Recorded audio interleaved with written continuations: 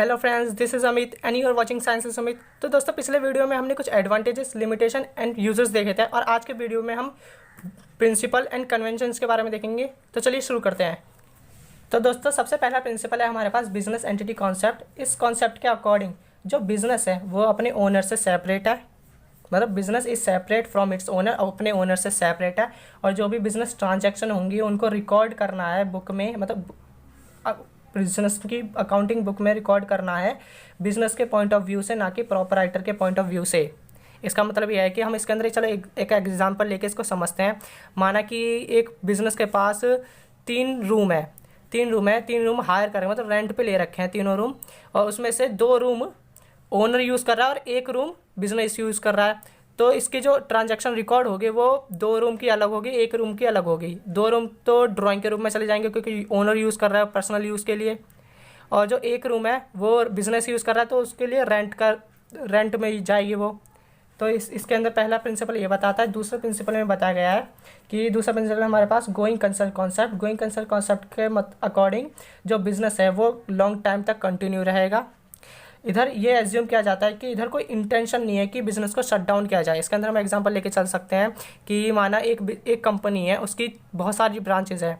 अगर कंपनी एक ब्रांच अपनी बंद कर देता है तो इसका मतलब ये नहीं है कि कंपनी ही बंद हो चुकी है। और तीसरा कॉन्सेप्ट है हमारे पास मनी मेजरमेंट कॉन्सेप्ट। इस कॉन्सेप्ट के अकॉर्डिंग हर एक ट्रांजैक्शन, जो ट्रांजैक्शन है ओनली थोज ट्रांजैक्शन, मतलब ओनली उन्हीं ट्रांजैक्शन को रिकॉर्ड करना है जो मनी की टर्म्स में मेजर की जा सकें।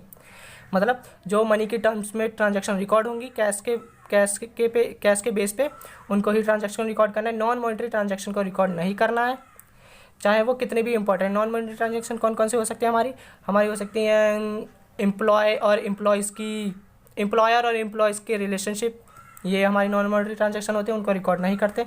चौथे प्रिंसिपल में बताया गया accounting period concept. Accounting period concept के अकॉर्डिंग जो फर्म की लाइफ है वो डिवाइड होती है कुछ पीरियड्स में, कुछ पीरियड में डिवाइड होती है। उन्हीं पीरियड को हम अकाउंटिंग पीरियड कहते हैं। जैसे एक कैलेंडर ईयर के अकॉर्डिंग 1 जनवरी से 31 दिसंबर, और जो फाइनेंशियल ईयर होता है हमारा वो 1 अप्रैल से 31 मार्च तक होता है। इसके अंदर ये है डुअल एस्पेक्ट कॉन्सेप्ट के अकॉर्डिंग।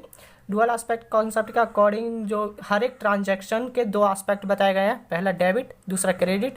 और जो डबल एंट्री सिस्टम है हमारी, डबल एंट्री सिस्टम वो हम अगले लेक्चर में देखेंगे। जो डबल एंट्री सिस्टम है वो बेस्ड है इन्हीं दो एस्पेक्ट पे बेस्ड होती है। जो डबल एंट्री सिस्टम है इन्हीं दो एस्पेक्ट्स पे बेस्ड है। और हमारे पास छठा कॉन्सेप्ट है हमारे पास मैचिंग कॉन्सेप्ट। इस कॉन्सेप्ट के अकॉर्डिंग जो एक अकाउंटिंग ईयर में जो भी एक्सपेंसेस हुए हैं और जो भी रिवेन्यू वो कमाया है उनको मैच किया जाता है ताकि हम ट्रू प्रॉफिट फाइंड आउट कर सके। और सातवां कॉन्सेप्ट है हमारे पास एक्रूअल कॉन्सेप्ट। इस कॉन्सेप्ट के अकॉर्डिंग सारे एक्सपेंसेस और जो भी रिवेन्यू रिकॉर्ड की जाती है उनके अक्यूरेंस पे रिकॉर्ड किया जाता है। मतलब ये देखा जाता है कि जो रिवेन्यू या वो एक्सपेंसेस हुए हैं वो किस डेट पर हुए हैं, ना कि हम ये देखें कि किस डेट पर हमने उनकी पेमेंट करी है और किस डेट पे हमें उनकी पेमेंट मिली है। इस पे नहीं देखते हम, बस खाली उनके अक्यूरेंस पे कि किस दिन हुए हैं ये दोनों ट्रांजैक्शन किस दिन हुए हैं, उसी दिन हमें इनको रिकॉर्ड करना पड़ता है।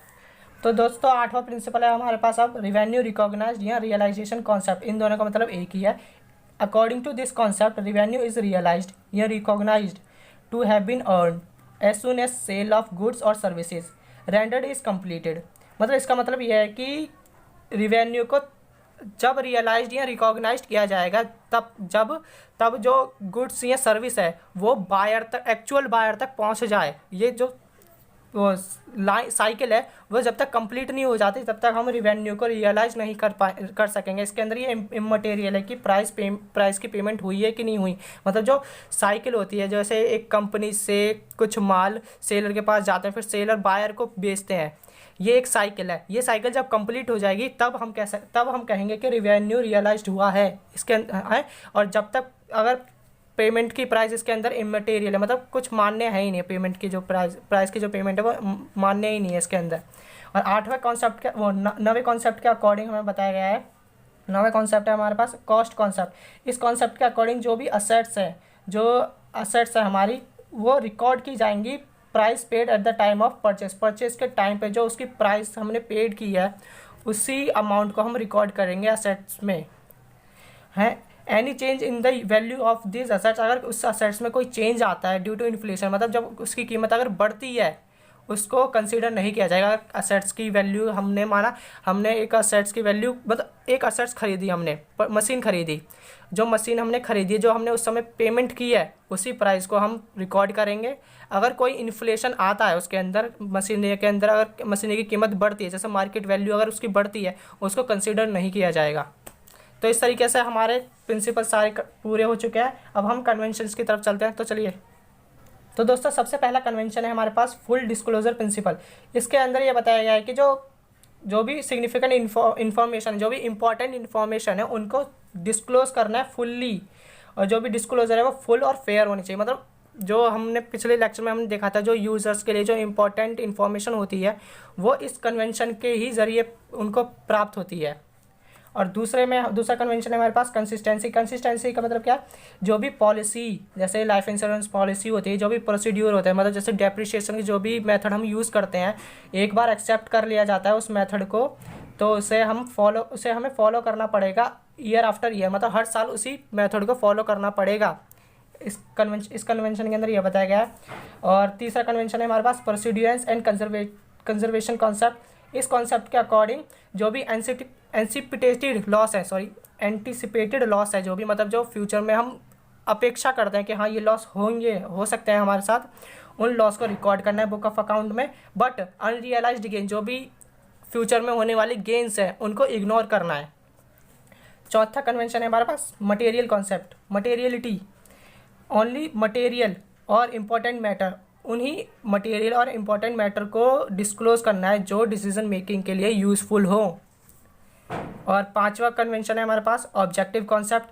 इस कॉन्सेप्ट के अकॉर्डिंग उन्हीं ट्रांजैक्शन को रिकॉर्ड करना है बुक ऑफ अकाउंट में जो सपोर्टेड हो बाय वाउचर के द्वारा सपोर्टेड हो, जो वेरीफाइड हो ऑडिटर द्वारा, उन्हीं ट्रांजैक्शन को रिकॉर्ड करना है बुक ऑफ अकाउंट में।